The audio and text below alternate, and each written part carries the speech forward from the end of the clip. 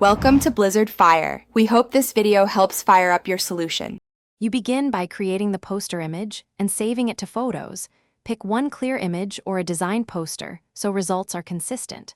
Once done, open Shortcuts and choose to make a new shortcut that accesses contacts and photos. This step saves time by handling every entry at once. Make sure Shortcuts has permission to read and modify contacts and access your photo library. Without those permissions, you cannot proceed. Now, add the first actions to fetch the poster file, and next you construct the core.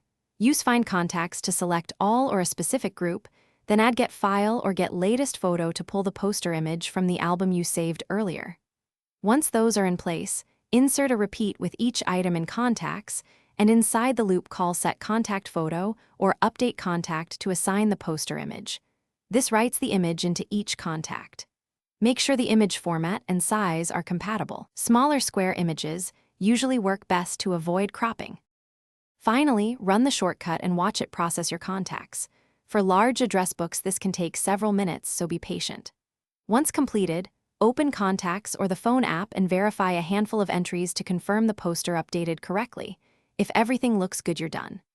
If some contacts did not change, make sure Shortcuts still has contacts and photos permissions, confirm the image is supported, and rerun the shortcut only for the remaining contacts. That usually resolves the few exceptions.